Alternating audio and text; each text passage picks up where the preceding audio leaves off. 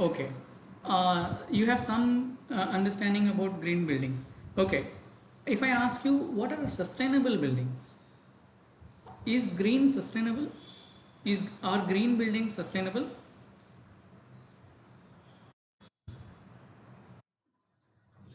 Not essentially. Okay. Okay.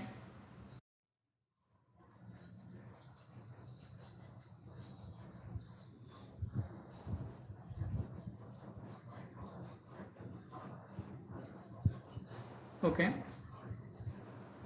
Okay. So is green sustainable? So you are saying green is sustainable. Okay. There are some architects in the team, right? Maybe and civil engineers as well. Do you think isn't it the fact that we should build anyway sustainable? So why this concept of green is coming into picture?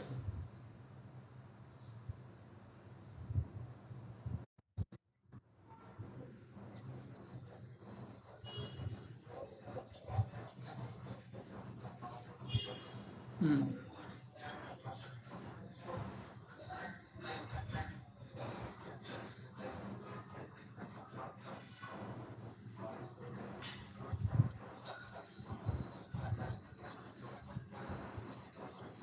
Hmm.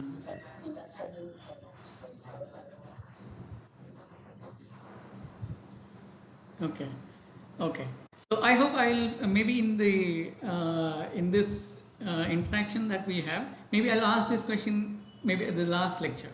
Okay. So we'll see whether what is the understanding that you have now and what is the understanding that you have or taken it up after going through this exercise.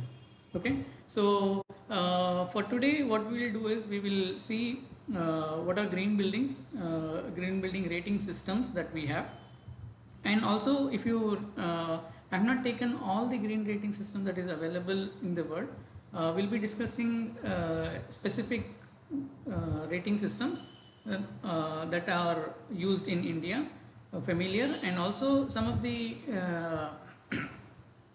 rating system which are advanced, so that we can learn something from those rating systems, and probably we can try to incorporate that in Indian case. Okay. So what we'll be doing is we'll go through Griha, and we'll go through LEED, and we'll go through BREEAM and CASB. Four rating systems probably we'll go through. Maybe today we'll go through Griha and LEED in detail, and we'll see BREEAM and CASB in later stages. Okay. And also, like I said, the it, in Griha there are so many rating systems are there. Okay. So but primarily I'll be discussing on Griha large development. So that means not buildings, little above building. Okay. So that we'll discuss. And LEED neighborhood development, that is also will not be discussing at building level, we'll also see at neighborhood level. Similarly, BREEAM community is for neighborhood assessment, and CASB is also for large scale projects. So let us get into some definitions and then proceed further. So what are green buildings? If you see a technical definition, a green building is one constructed with design and construction processes which significantly reduce or eliminate negative impact of buildings on the environment. Like somebody said, we should give back to environment, or we should not take from the environment. Okay. So the intent of the green building is to use technology, or use whatever available science and technology that we have in hand to construct an high performance building. Okay. To construct an high performance building. Okay. So this is one of the definitions I've put forth here, so that we can start on the discussions. So what are the objectives of green buildings? Okay. So one of the objective is to conserve nature and natural resources. Okay. So building construction involves uh, it damages ecology, it damages the land surface. Okay.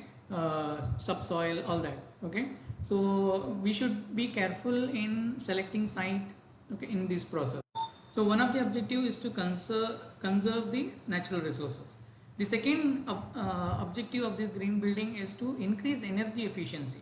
Okay, so primarily if you see uh, in today's context, uh, energy efficiency is synonymous with green building. When you say green building, you say we always think of, okay, it must be energy efficient building. So that's how it goes on.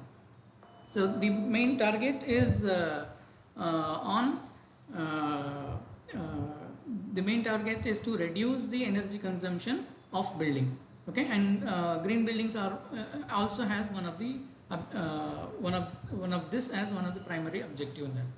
The other aspect is to improve air quality as well. Okay, so when we talk about air quality, are we talking about natural building or artificial building?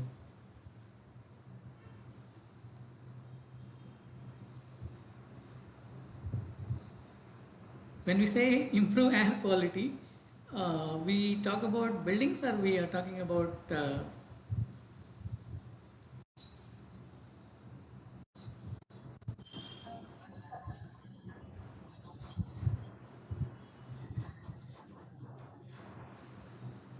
but as an architect and sorry.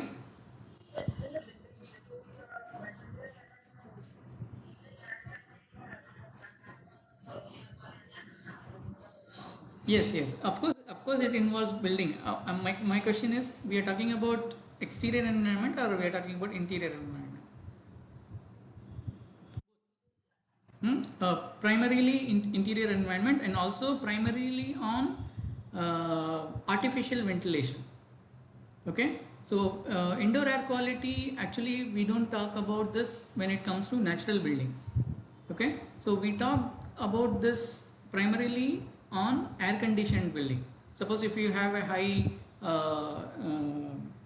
multi-complex or yeah, buildings which are centrally air conditioned, where the quality of air also has to be taken care, and green buildings, one of the objective of green buildings is also to address this issue.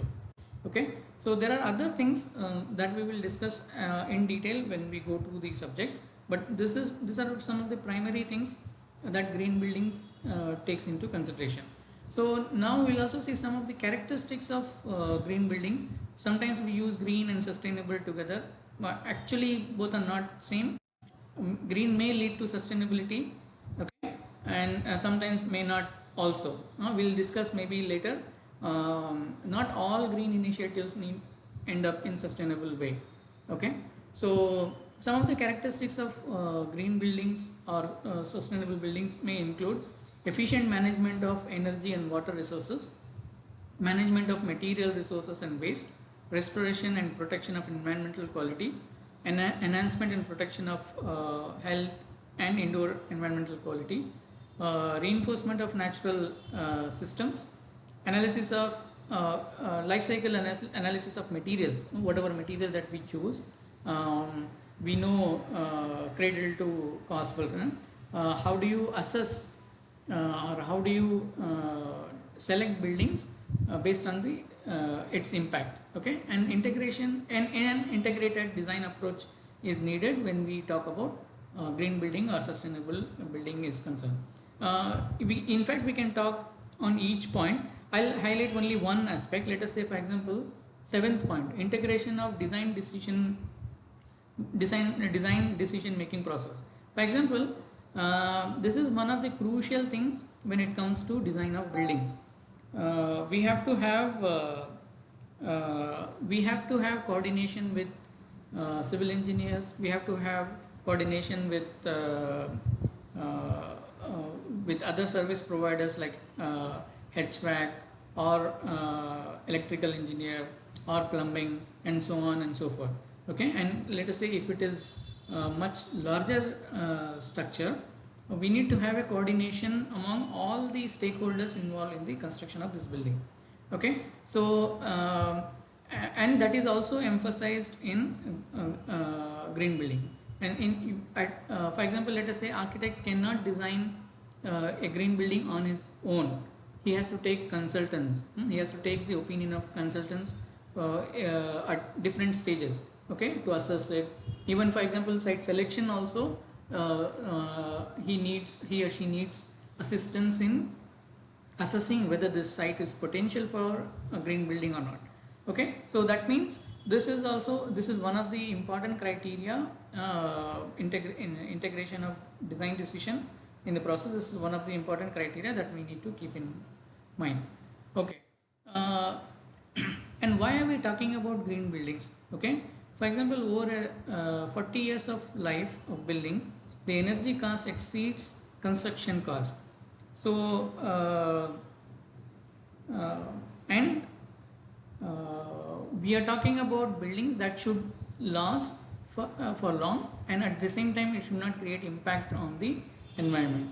So a green building may initially cost little higher, 10 to 40% of the initial cost will be much higher than what conventional building is all about, but energy cost would go down by 30 to 65% depending on what are the technologies that you use in the construction in the longer run.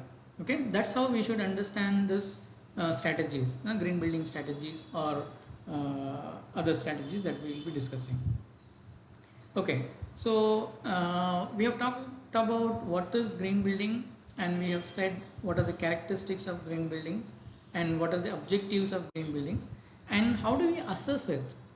Okay, how do you say that this building is green and that building is not? Okay, it is based on metrics developed by different organizations, different communities, okay, that has evolved over a period of time, and still this is not the end of it. Whatever documents that we have in hand is not the ultimate. Okay, every day new science is coming, new things are being added, new values have been added. Okay, so it is evolving, and it will, of course it will keep on evolving over a period of time. So metrics for such green building benefits are articulated and certified by organizations like GRIHA, LEED, BREEAM, CASB, and we have other organizations like BEE, and we have other standard research organizations which often comes out with new guidelines for buildings, ASHRAE, ISHRAE, all these things you must have heard about.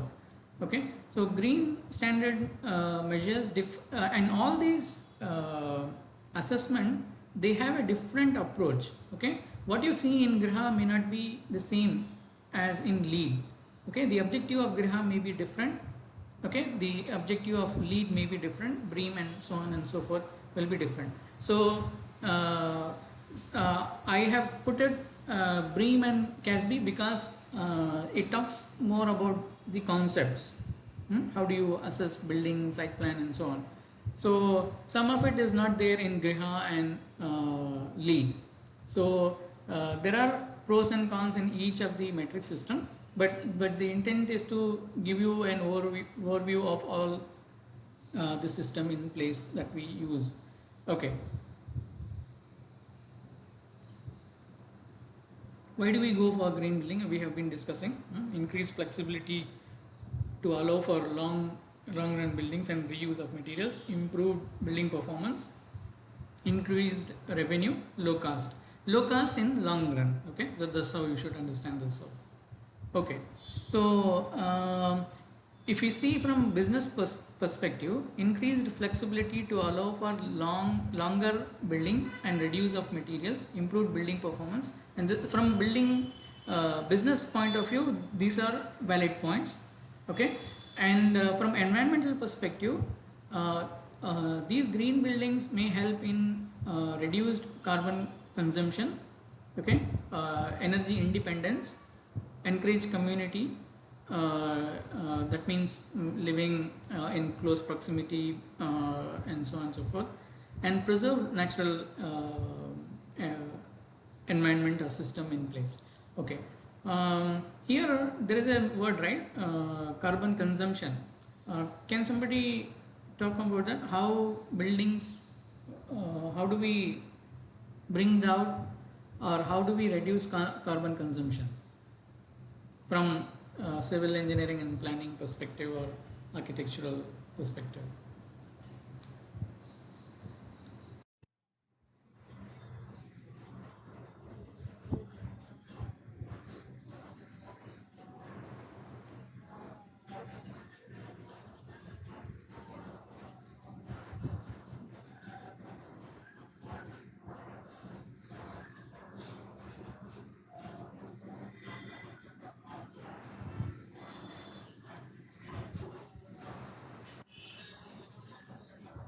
Hmm.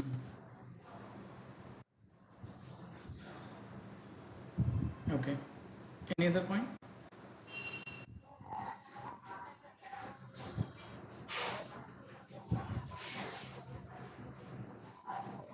Right.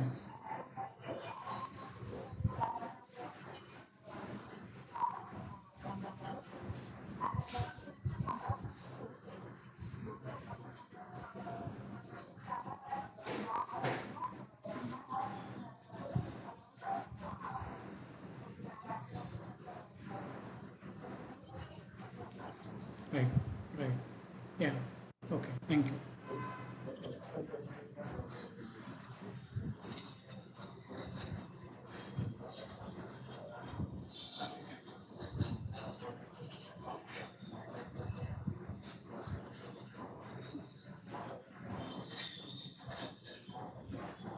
Hmm.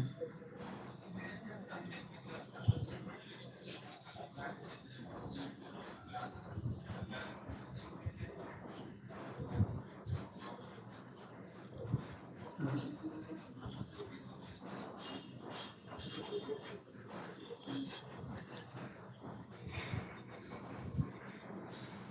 Right. Yeah.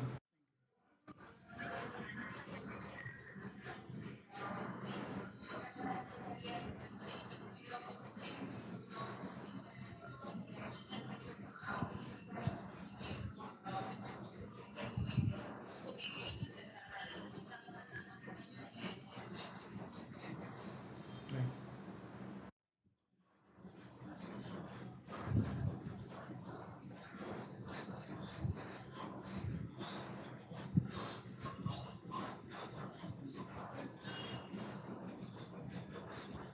Hmm.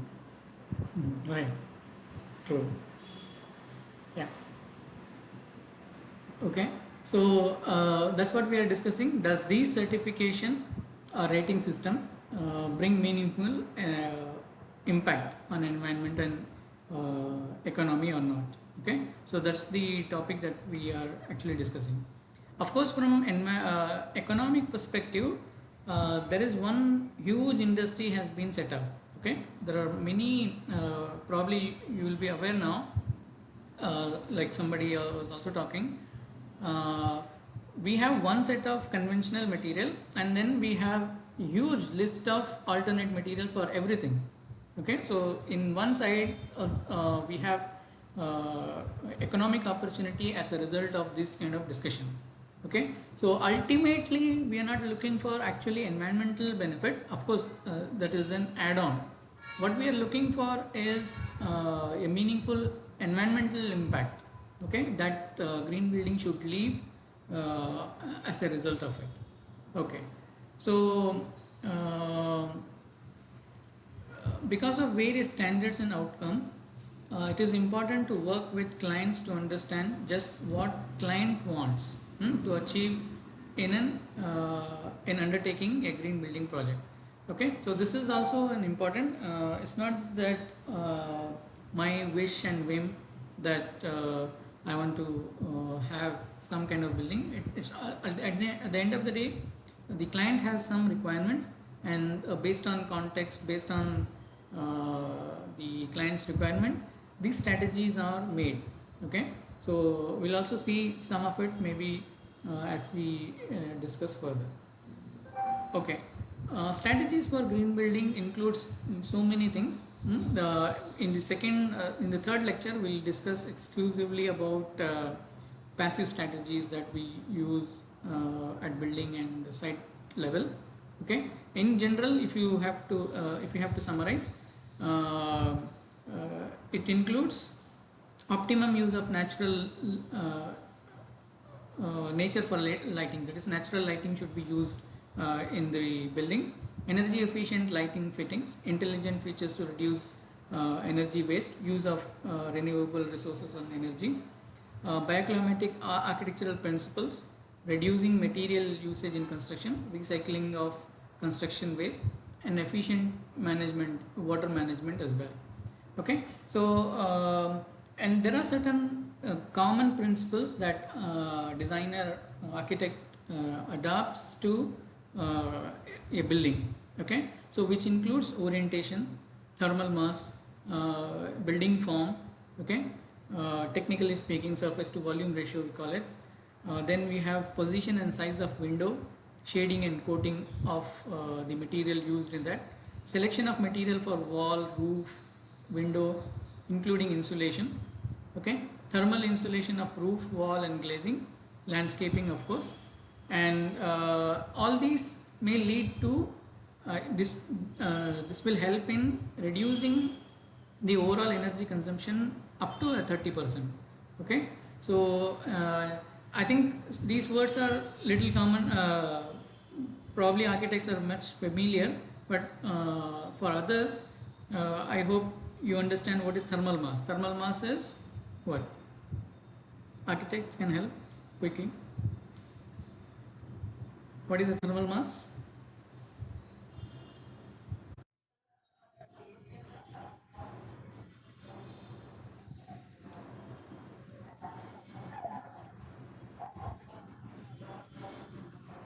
Okay, store and emit. Hmm? Okay, so for example, let us say I think you people are in Kolkata and it is warm and humid climate, I guess. If am I right? So for warm and humid climate, what is the thermal mass? What is the material with thermal mass that you will use? Is it should be high thermal mass or low thermal mass?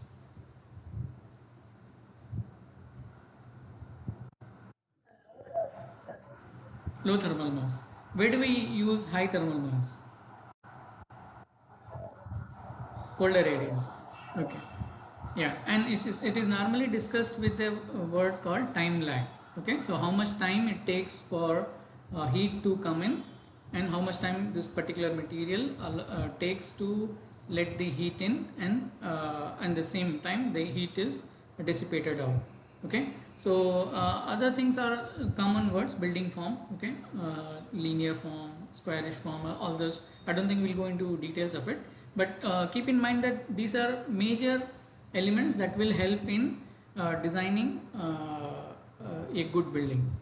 Okay, and uh, we'll come to the actual point of discussion. Okay, so how all these things are helping, and how all these things are integrated in the rating system is what we'll be discussing for now.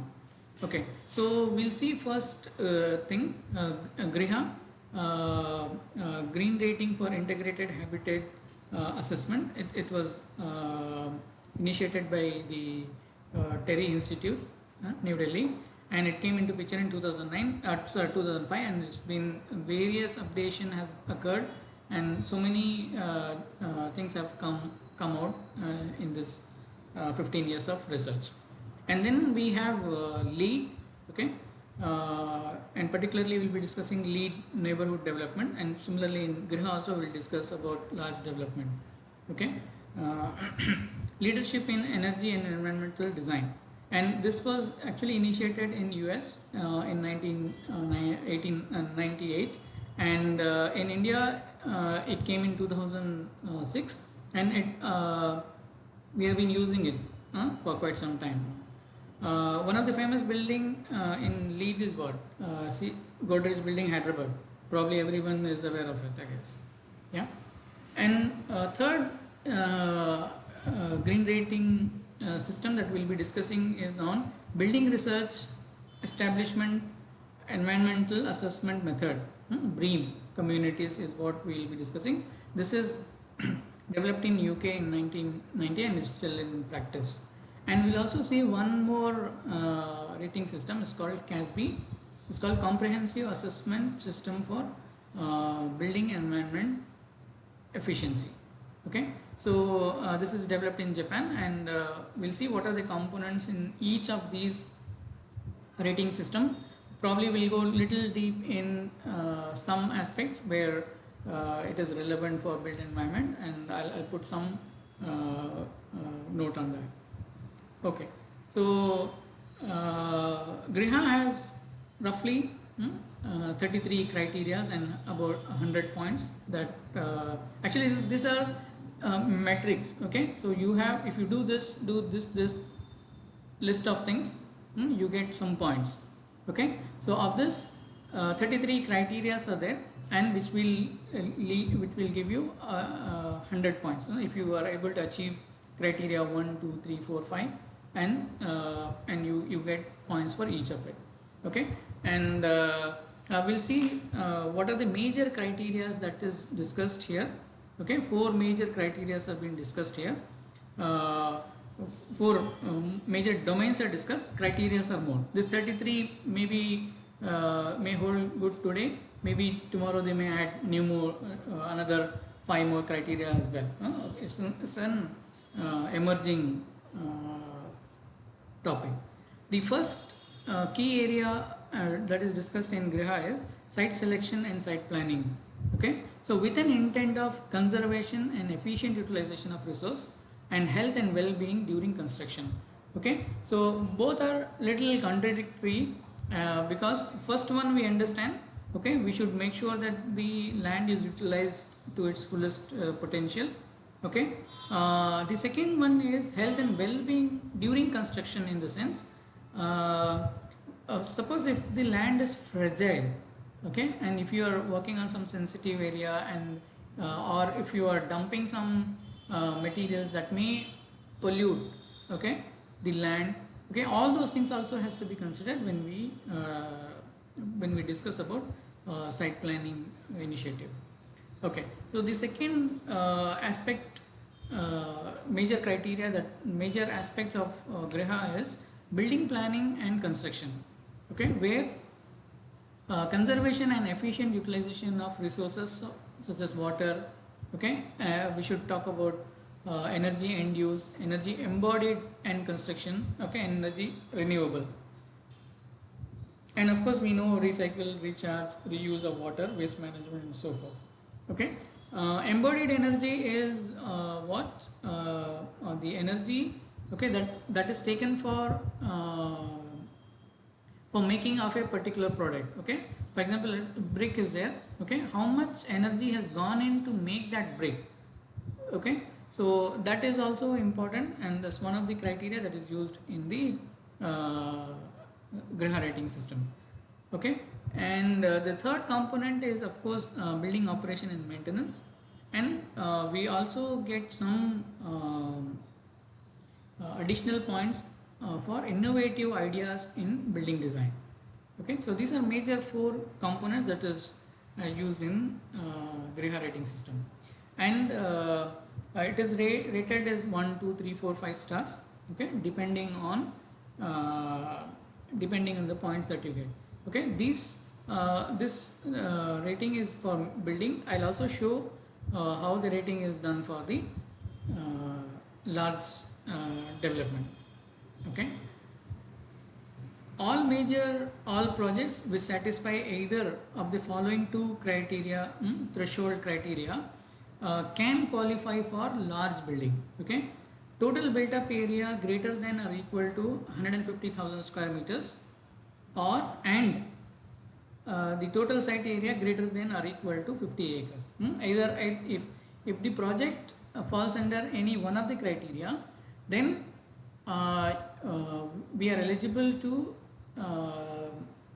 get it assessed by Griha large, under Griha large development. Okay, so this is one of the major criteria that is used for assessing whether your project is sizable enough or not for Griha rating. The other things that we should keep in mind is large mixed development township. Okay, one is area. The other criteria should be should be a mixed use township, housing complex by builders, okay, housing complexes by urban development authorities and organizations, housing board and public sector undertaking townships, okay, town planning schemes developed by the government organizations and so forth. Plotted development with part constructions by developer, okay, all this also qualifies. And of course educational and institutional campuses also are eligible under this Griha large development, okay. And of course other projects like medical colleges, special economic zones, and hotels also can be assessed, credit assessed through Griha large development. What we have seen in the other one, in the building assessment, is the reverse of it, okay. So the more point you get, the higher this star you get, okay. In this case it is a reverse one where you have to reduce the energy consumption, okay. The lesser the impact that it creates on the environment, the higher the star that you get for that particular project, okay.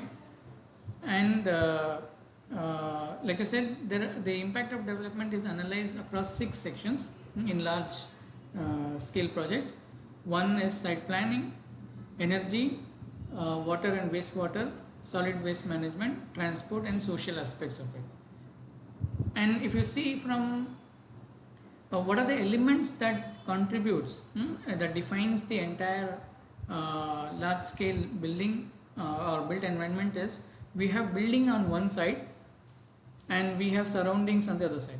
So building we talk about materials, what are the right materials that we use, what are our criteria for selection of building materials, building location, okay, whether it is windward, leeward side, and whether it is satisfying the local norms or not, all that will be considered in buildings.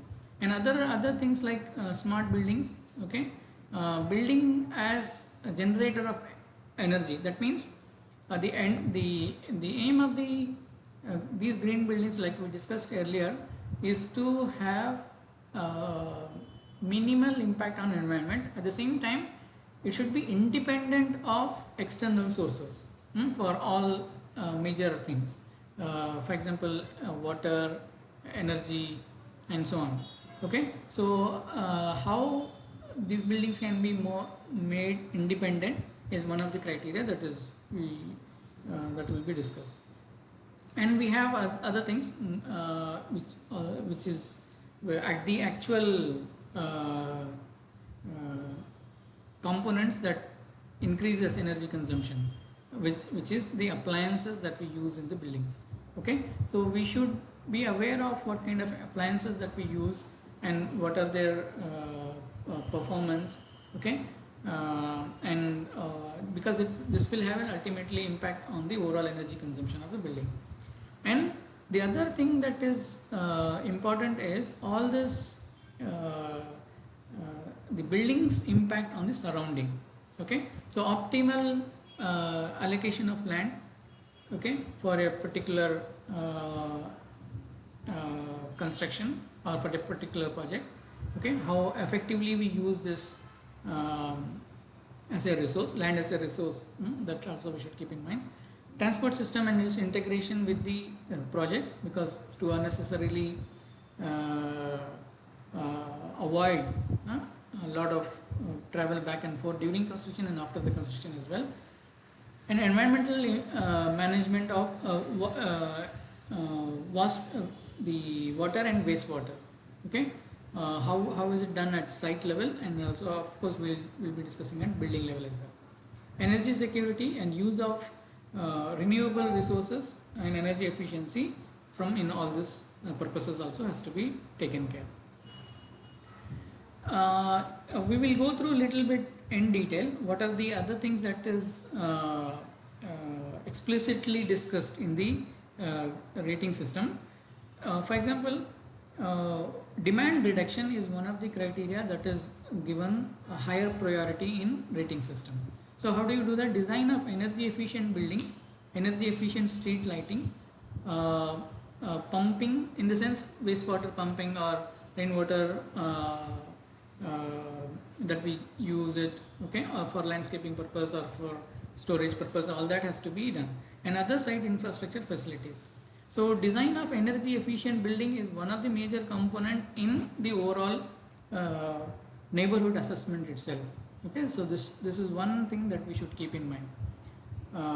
So even though we are talking about large scale development, okay, building is a major component of it that we should keep in mind. So that means we should have a fairly good understanding about energy efficient buildings, so that we have okay, so that it can have a positive impact on the environment. Reduce the total amount of energy in terms of kilowatts required for that that we have to required from the local municipality by at least 25%. It is one of the mandatory clause that is given in the Griha rating system. So that means, suppose if we are consuming, let us say 300 kilowatts, okay, per hour annual energy consumption. So of which 25% of the energy has to be what is it?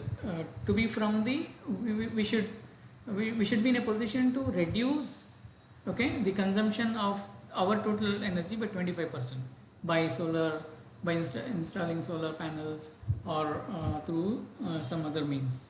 Okay, and the second one is supply optimization, generation of clean energy on site, okay, to reduce the dependence on grid electricity, and design the development to be a self-sufficient design, okay, based on the annual energy requirement. So these are the some of the major considerations that we have to keep in mind as far as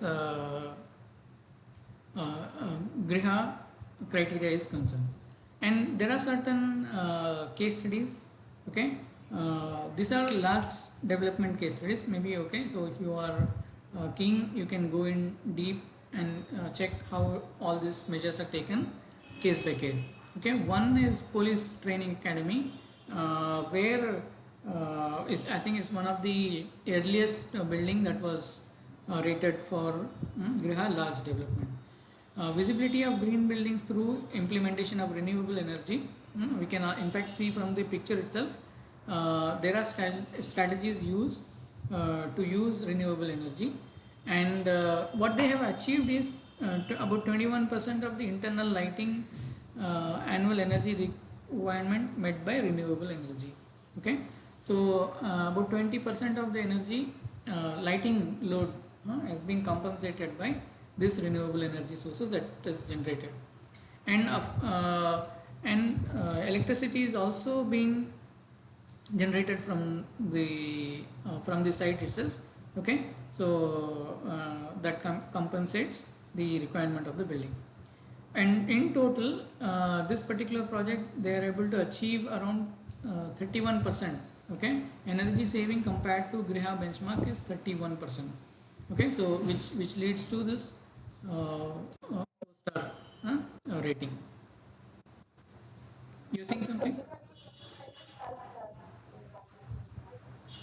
Actually, see, like I said, some of the things have evolved over a period of time.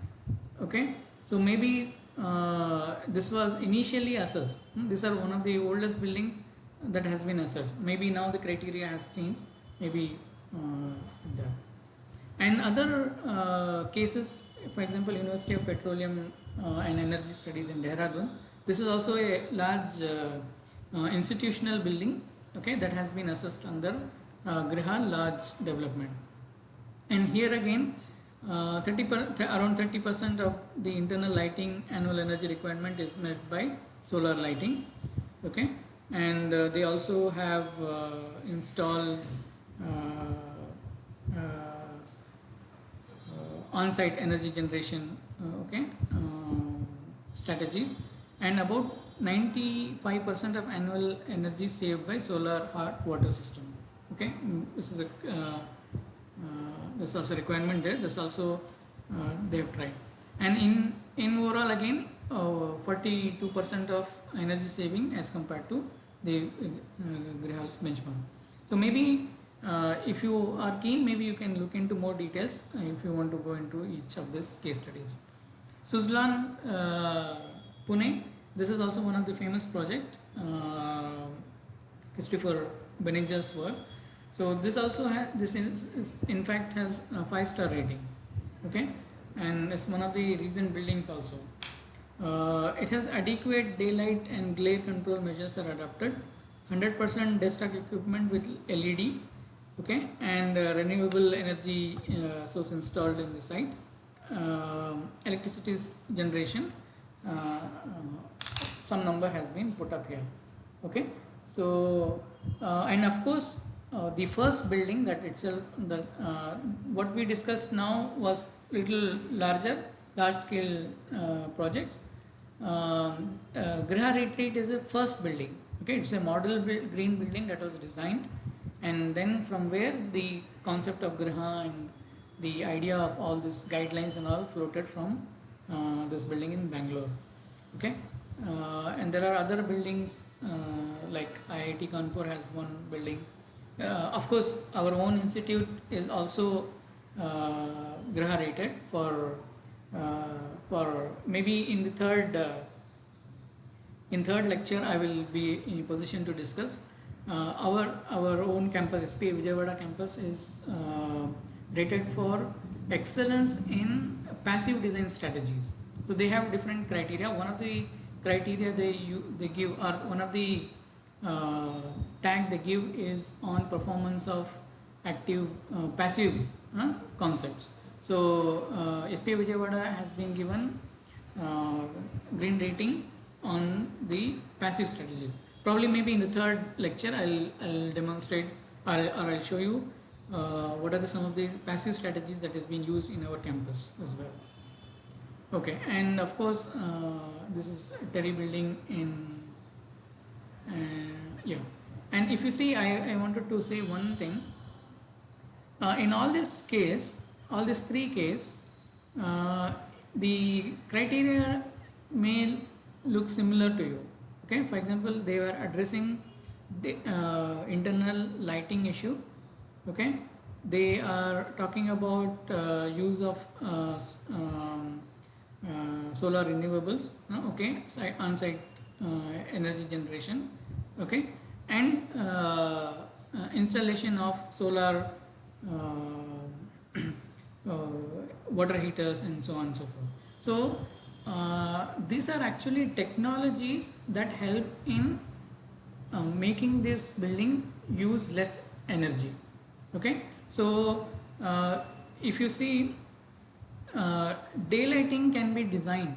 Okay, architect can have a greater role in designing for this. Okay, for example, the orientation of the building, the size and openings, all can have architects have a greater role to play. However, in these cases, for example,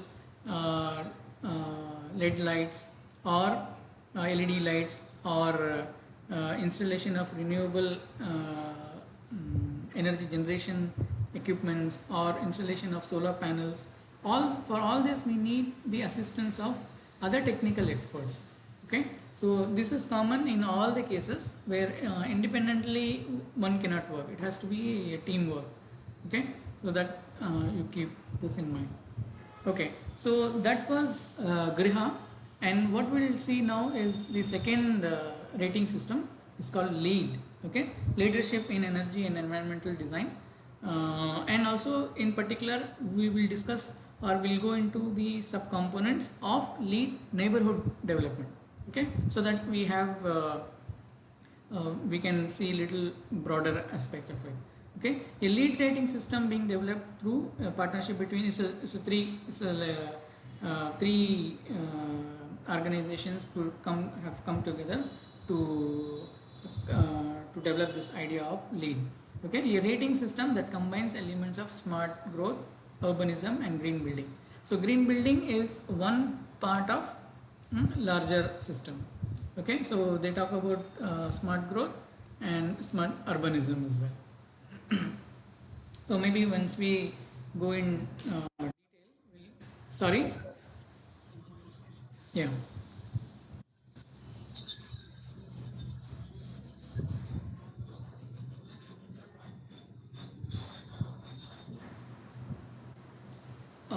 Criteria are different in the sense, sorry. Okay, if we compare between Griha and Lee, is this, are you talking in that sense?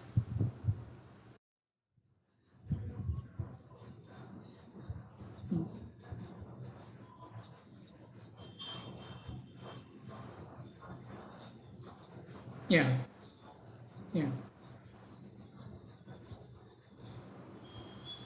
Yes, of course. Uh, uh, for each component, there are sub criteria. What I've given you is overall picture of it. I think maybe in the later slides I'll be in a position to show all the criteria in one slide. There are so many aspects of it. Hmm? Uh, I think in the first slide, I guess, there are four major aspects are there. 33 is one of the criteria. 33 criteria are there. And within that 33 criteria, there are other components. For each criteria, there are so many other variables that go into uh, defining of that criteria. Yes, there are sub criteria for each of these. Yes.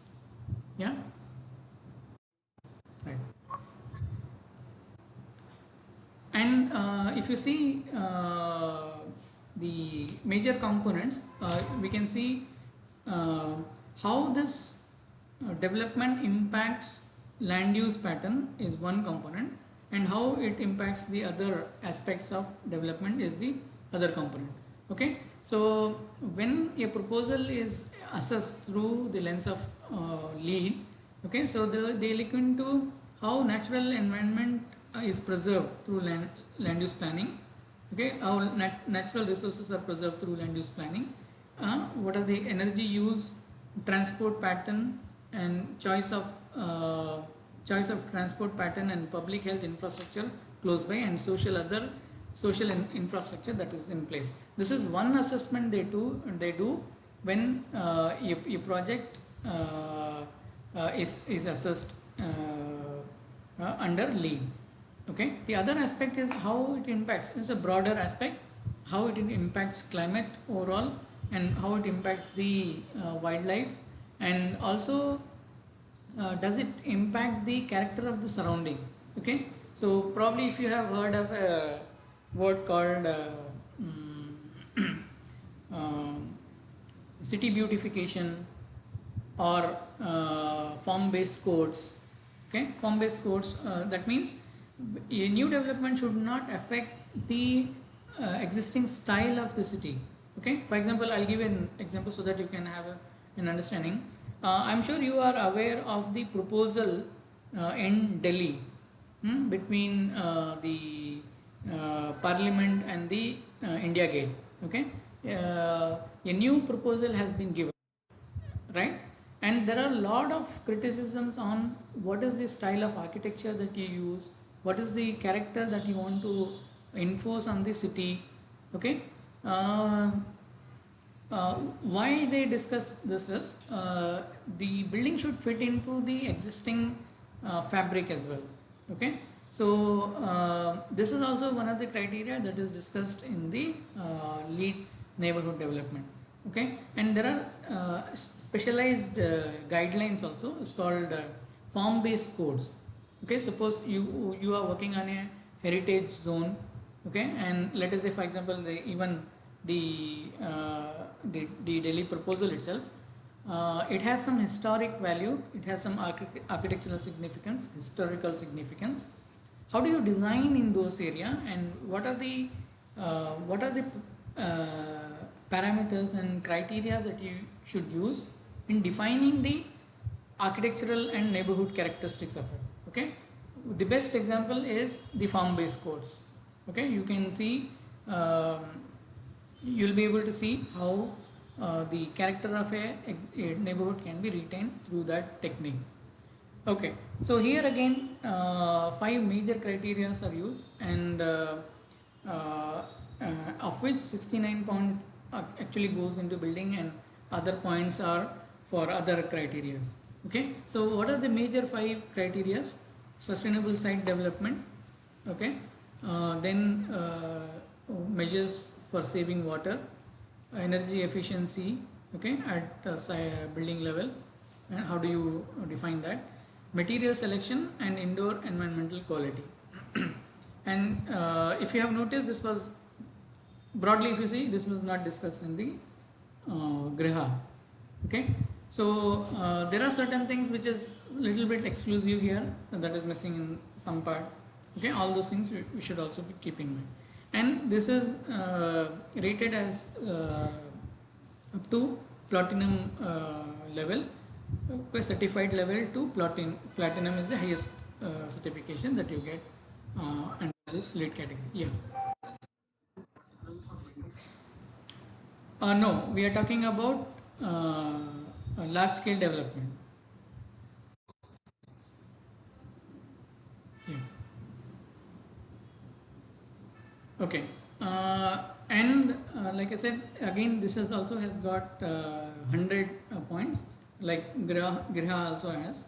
I think in that 100 points, this is categorized in 2 things. Okay. One is smart location and linkage has got one set of, this is one of the major component. We'll go in detail actually. We'll see what is smart location and linkage, and we'll also see what is neighborhood pattern and design and green construction technology. This is one of the major 3 criteria they use in assessing the neighborhood LEED under LEED category. And there are certain prerequisites also.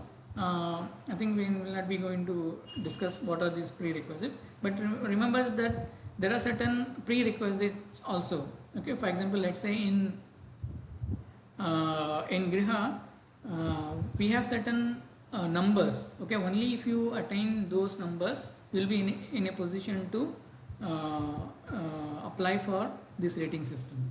Okay, so prerequisites briefly: smart location, water and wastewater, water infrastructure, identification of fragile or flora and fauna in that particular land site, wetland and water body conservation, agricultural land conservation if the land is developed, if the project is developed on agricultural land, and avoiding floodplain. Okay, if you know that if you have data about the site conditions and you know this is a floodplain, and we should discourage buildings in those. It is not actually, it will not be considered for evaluation itself. Okay, and it is open community, compact development, construction activity, pollution prevention. All those things are also, if you, okay, we discussed one thing in there. What was it? There was one similar criteria in Griha which talked about the health of construction, health and well-being during construction phase. So similar things have been discussed here as well. Pollution prevention and well-being, or take preventive or precautionary measures at the beginning of the construction as well. These are some of the prerequisites for getting into the actual assessment. Yeah.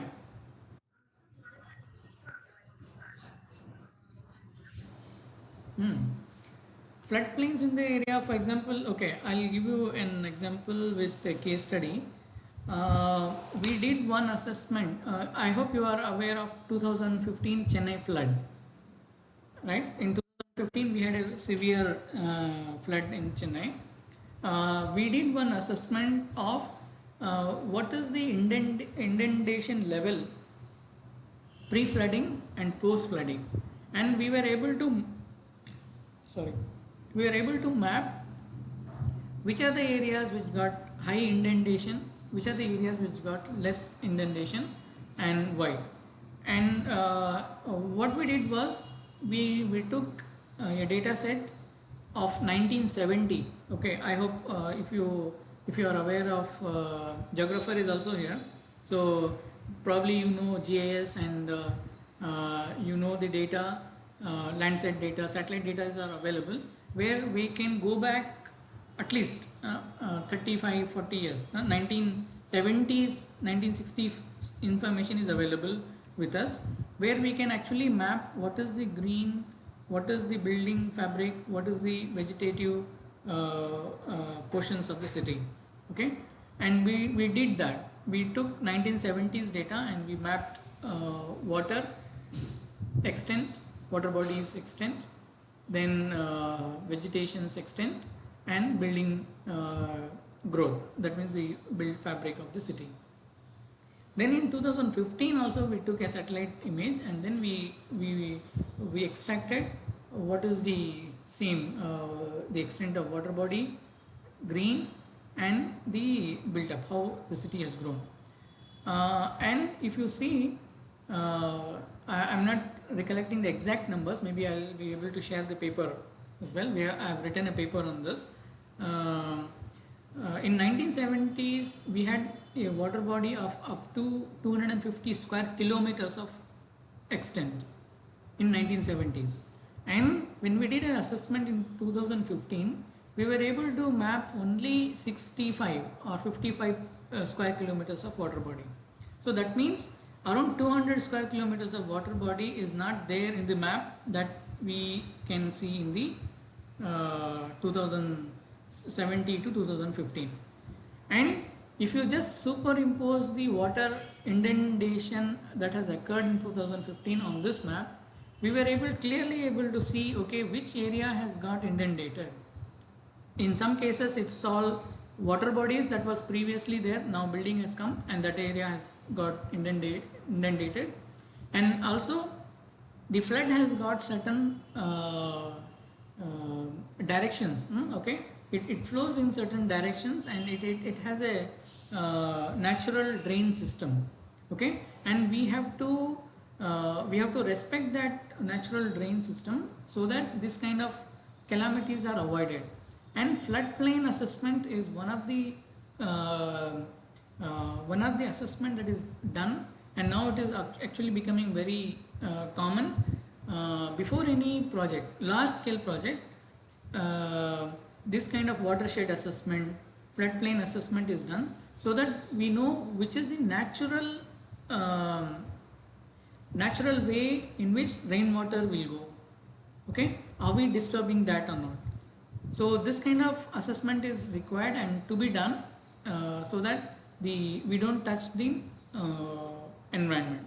Okay, I'll give you another example. Again, since I was in Chennai for 10 years, so most of the case studies or whatever reflections I have are from Chennai. In ECR, there was one. ECR is East Coast Road that connects from Chennai and Pondicherry, and it has got huge development. IT sector has come, and lot of building has come over a period of time, and that land is actually close to the sea, and the kind of footing system that we common there is pile system. Okay, so one of the environmentalists who lives in that area had filed a case saying that these IT companies have because of these construction, the natural drain under the surface of the earth has been disturbed. Okay, and they should be penalized on that. So there have been studies done on that as well, to how the continuous pile system in the during the construction of these buildings, how it has modified the natural runoff or natural path of this water. Okay, so these kind of assessments are done to understand how this work. Okay, here is one of the here they have given it as prerequisite, which is actually good. We also should have this kind of assessment criteria in our systems as well. Okay, I hope I have answered your question. Yeah, and there are other things. For example, smart location. Okay, infill development should be encouraged. I hope Tathagata sir must have defined it to you. What is infill development? Sir has discussed. Yeah, so you are aware of what is infill development. And locate near transit. Okay, so these are these things may look very simple. At the end of the day, these are very crucial. Okay, so locating a large scale project near transit, 50% of dwelling units or building entrances within a quarter mile walk, okay, and so on. And locate near mix of uses. That means mixed use development is encouraged. Okay, all these things are all some of the criteria that is defined in LEED assessment. And one of the here smart location is one criteria, major criteria, and under smart location there are sub criteria that you can see here. The other major parameter that is encouraged is compact development. Okay, average residential density of 7 and more is normally encouraged. Average non-residential development of 0.5, that means you should have commercials in place, you should have other infrastructure in place. Okay, so what is the proportion of residential with other non-residential criteria should also be defined. In fact, one a table, this I have taken from the codes. You can see if you are able to achieve this diversity, you get higher points. Okay, so achieving residential density of more than 70 per acre and achieving non-residential density of 2.5 and higher will give you more points. So this kind of this is one example for how do you bring in idea into realization. Okay, so compact development, we may say, okay, how do you bring compact development? So through these intricate through these kind of detailing, okay, we'll be able to visualize or will be in a position to acquire or get into these results. The third component that is discussed is the smart location linkages. Okay, how is it linked to the other infrastructures? Okay, other infrastructure may include your educational infrastructure or medical infrastructure, and also the transit infrastructure, and so on and so forth. Okay, and there are certain other things that is discussed. If you remember, there are smart location and linkage is one of the major criteria, and then we have design, and then we have technology in place. So we'll quickly see what are the design options, like we discussed earlier itself. Compact development is one of the thing that is encouraged. Diversity of use, diversity of housing types, affordable housing both for rent and sale. Okay, parking footprint, walkable streets, street networks, transit facilities, transport demand management. There are so many other things. Okay, these are encouraged through design, so that a desirable outcome is envisaged.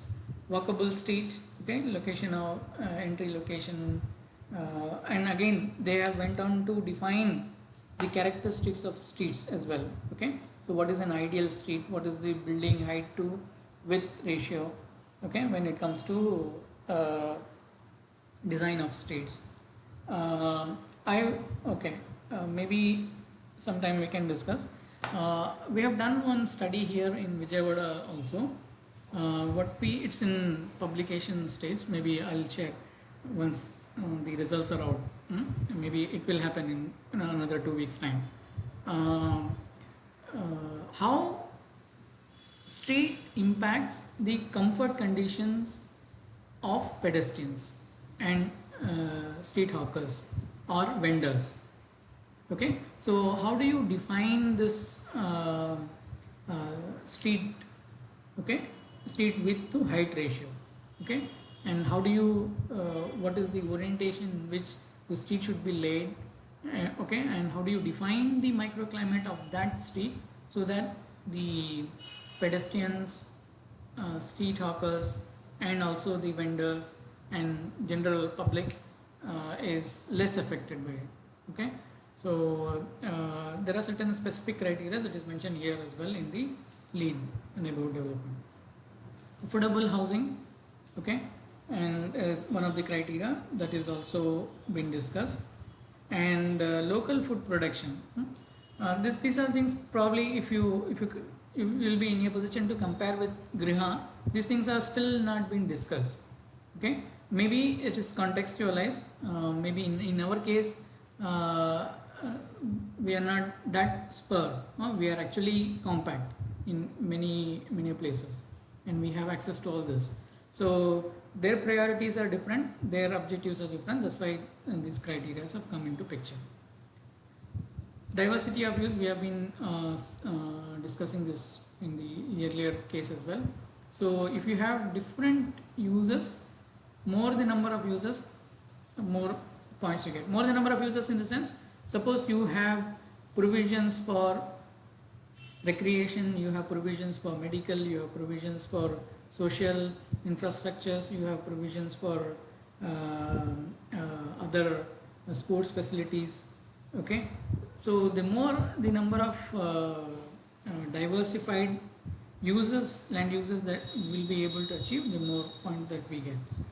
Okay, and actually these are assessed in the first component was location, the second component was on design, and the third component is on technology that is used.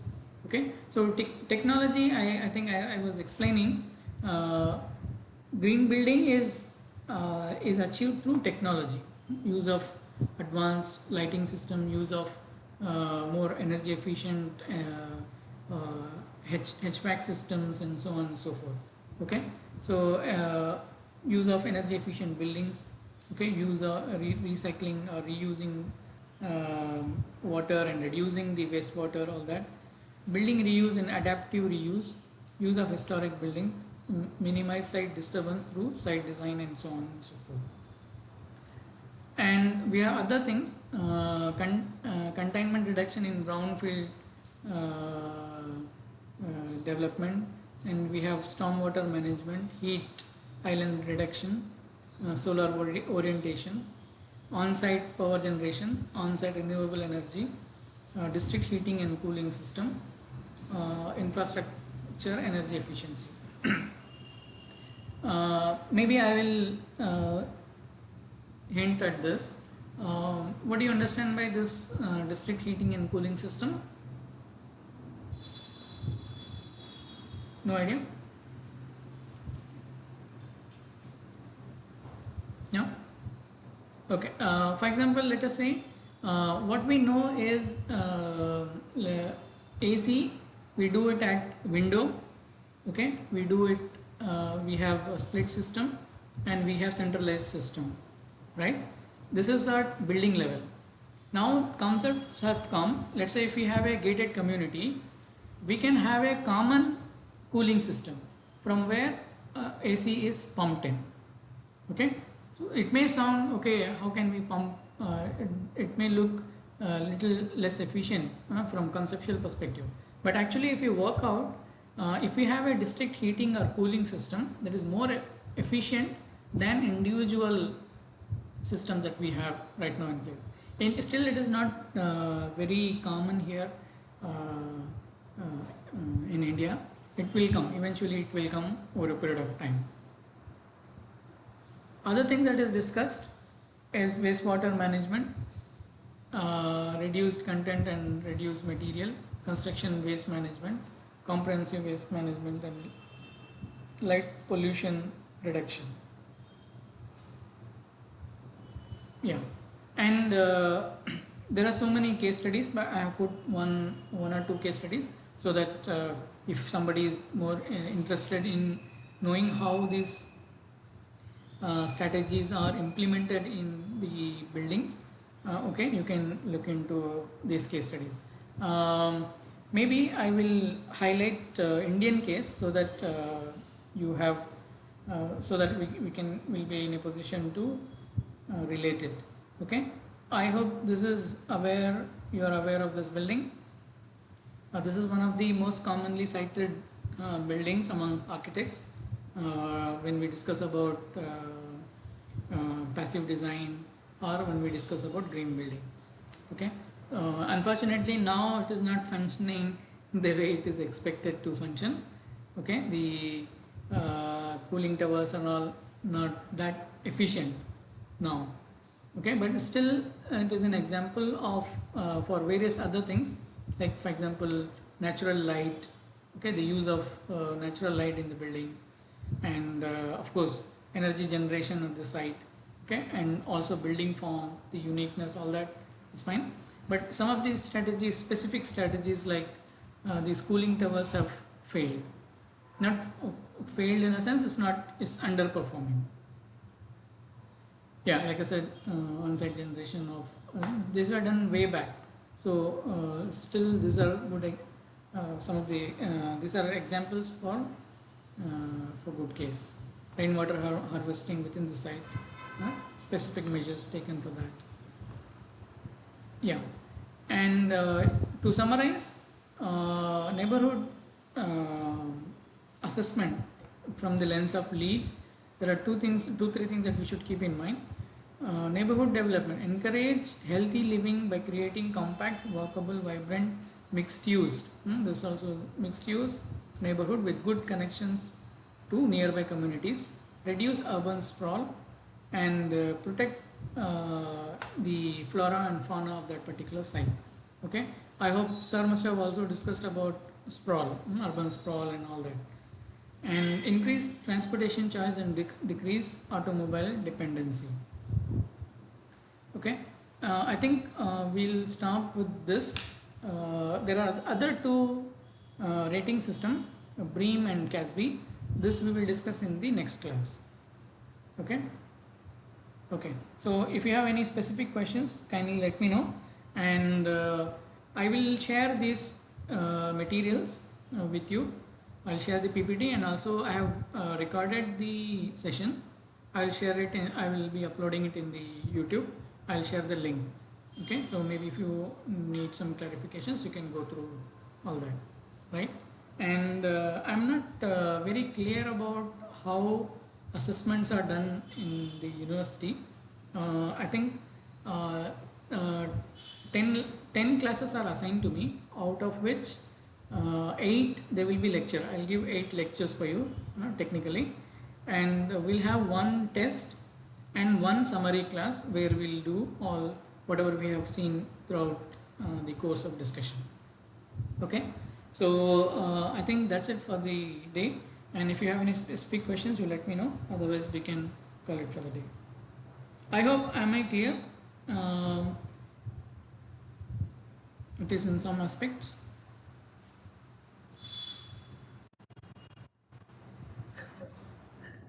Okay. Any specific questions, clarifications, and also if you think I should be discussing this, that specific things, you can let me know little earlier so that I can prepare and accordingly we can discuss. That's also okay with me. I have said that we will be discussing these things. Yeah, so probably my discussion with you will be around these topics, and if you think any specific other than this, if any specific things to be discussed, you kindly let me know. I'll try to fit in some places. Okay.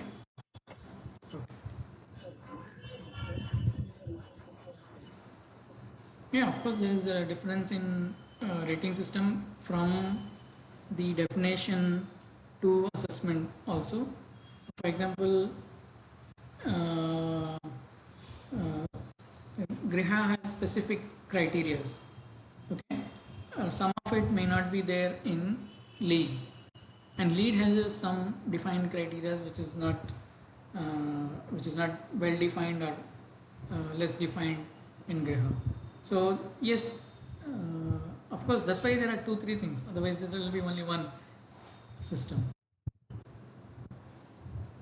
And Griha is more Indianized, and it is sorry. Yes, yes, of course it is. You are eligible. Yeah.